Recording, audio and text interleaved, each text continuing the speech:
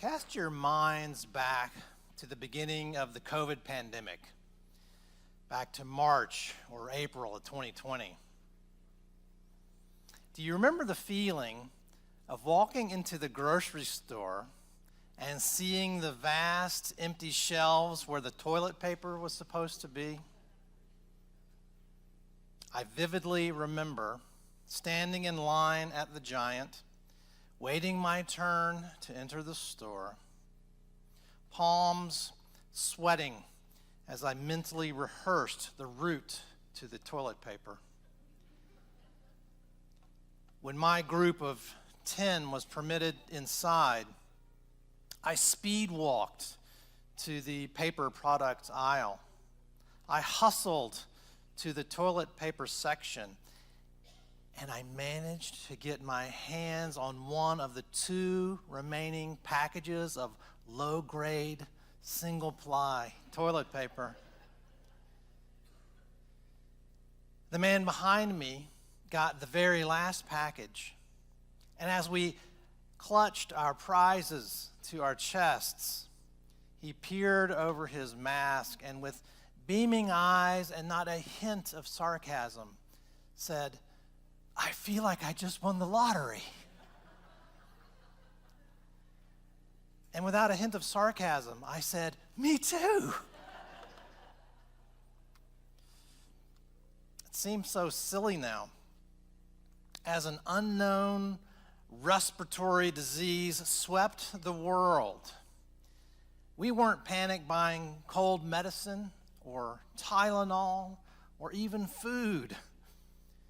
We were panic buying toilet paper. It seems that of all the horrors that might have been in store for us, the one that we feared the most was the horror of running out of toilet paper. Well, that's just how the mindset of scarcity works. You've heard of the mindset of scarcity, right? The fear that there won't be enough for me. Well, like all fears, the fear that there won't be enough doesn't have to be rational to control us. Just the hint that there might not be enough is usually all it takes to trigger a small-scale panic attack. Back in 2020, it was the fear of running out of toilet paper. These days, it's inflation, the fear that we won't have enough money. Or oil, the fear that there won't be enough gasoline. Or health care, the fear that there aren't enough doctors. But it's often much more personal than that. It's the panicky math we do every day. It's that tightness in your chest when you look at your schedule and realize that you're out of time before the day even begins. It's the fear that if my colleague outperforms me, there's no success left for me. It's the feeling that the love I need is a finite pie, and if someone else gets a slice, my plate will be empty. Does the fear that there won't be enough ever seize you? Yeah, me too. The good news for us this morning is that the Good Shepherd, Jesus, promises to give us everything that we need to lead us into true abundance. We just sang together the assurances of Psalm 23. The Lord my shepherd is, I shall not be in want. He makes me lie down in green pastures. He leads me beside the still waters. He restores my soul. We heard Jesus say in the Gospel of John that he came that they may have life and have it abundantly. So then why is it so hard? Why do I feel so anxious? Why am I at the grocery store of life hoarding stuff, hoarding affection, being stingy with my time? Well, Jesus tells us that there is a thief that breaks in and steals. There is an enemy who wants to rob you of your faith and security.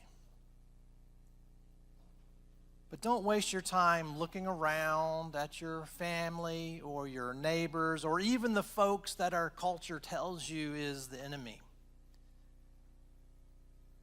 The real thief is the voice in your head that not only whispers, "There's not enough,"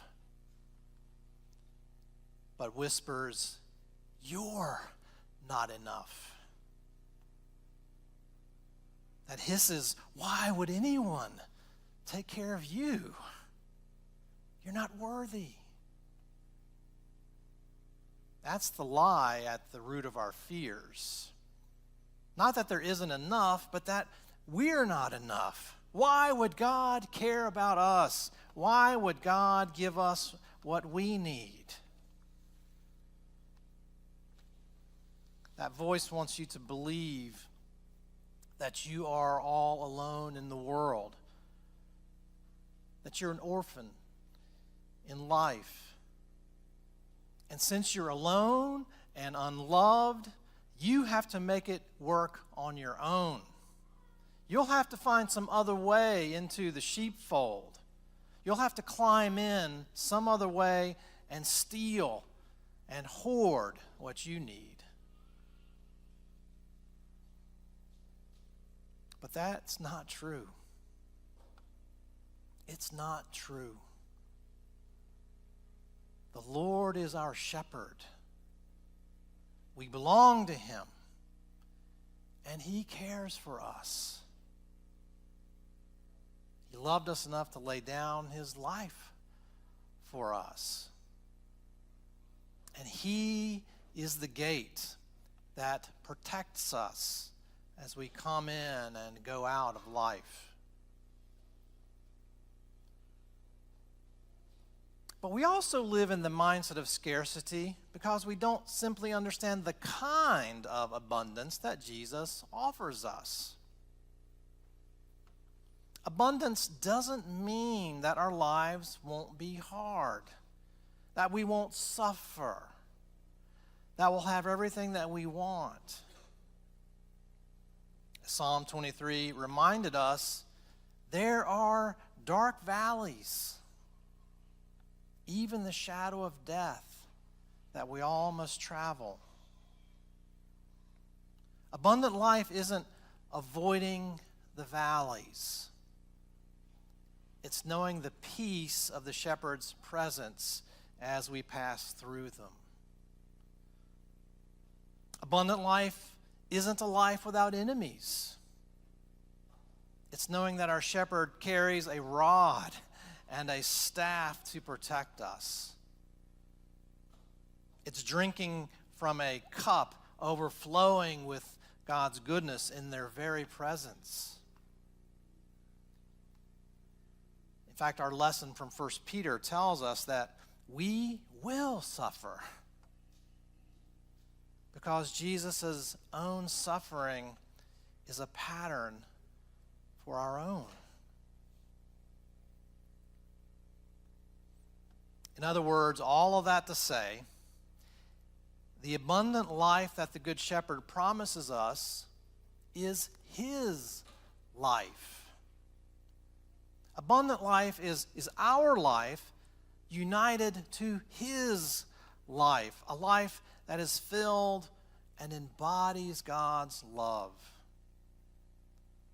Abundant life is life that's more than the stuff that we have or the things that this world offers. It's a life made up of God's love, a life made up of God's mercy, a life made up of God's compassion, a life made up of God's presence. It is the inexhaustible abundance of things that only God can give us, that the world cannot, and that the world cannot take away. We need God's abundance, a source of love that can never be exhausted, never run out, never disappear from the shelves. The Good Shepherd leads us into abundant life. You can think of the difference between living out of Jesus' abundance and the fear that there isn't enough as the difference between a reservoir and a fountain of water. The mindset of scarcity is like living next to a reservoir, a small, shallow reservoir. You fill it up with water that you manage to find, and then you wall it in, and then you keep an anxious eye on the reservoir and watch for leaks. But abundant life is like living next to a fountain that becomes a stream. The fountain never stops. Fresh water is always available. The stream never runs dry. It's right there next to you, always flowing with cold, cool, refreshing water. You only ever just have to lean over and take a drink. Jesus is the fountain of life.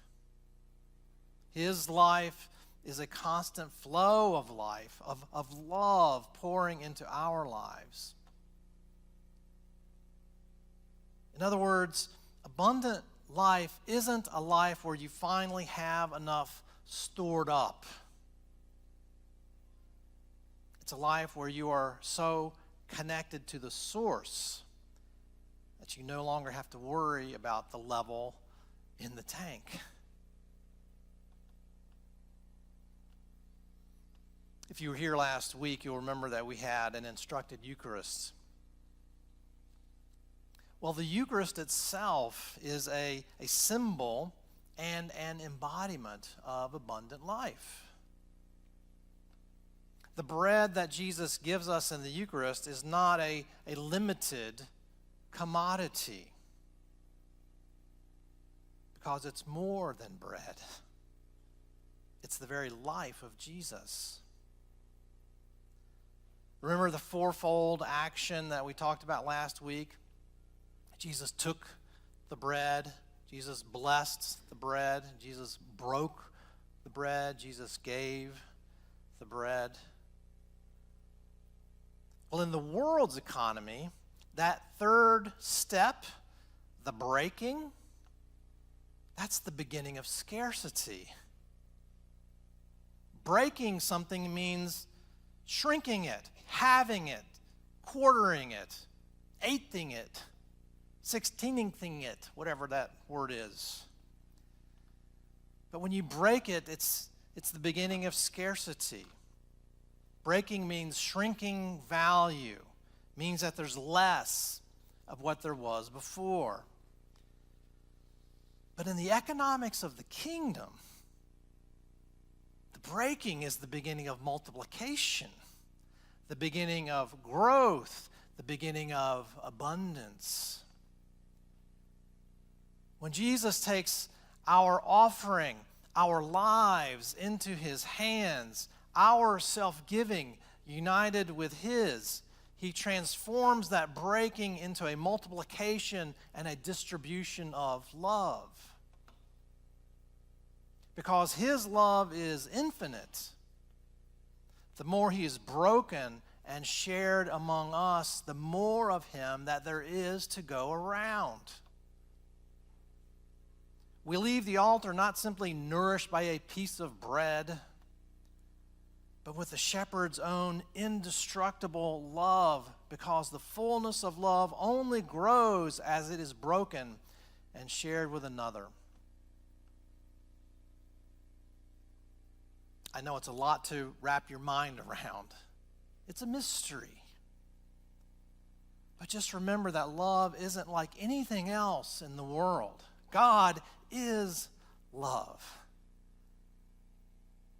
When love is broken and given, it means that there's more, not less. So can you understand then why in our lesson from Acts, we see that the economics of the Eucharist was at the heart of the church's life then, just as it is now? They didn't have much, but they lived as if they had everything. They took the pattern we see at this altar, the taking, the blessing, the breaking, and the giving, and they made it their lifestyle. When we hoard, we're trying to stop the flow of life because we're afraid it will run out. But when we give, we are participating in the very life of Jesus. A life that proves that love is the only thing in this world that actually increases the more that you give it away. So the next time you feel that sweaty palm at the end of the paper aisle, that there isn't enough of whatever you need, remember that you have a good shepherd who always leads you into abundance, the abundance of what you truly need, into green pastures, along still waters, who restores your soul. But more than that, a good shepherd who gives himself to you. He isn't standing at the end of an empty aisle. He's inviting you to a table where the cup is already running over. Amen.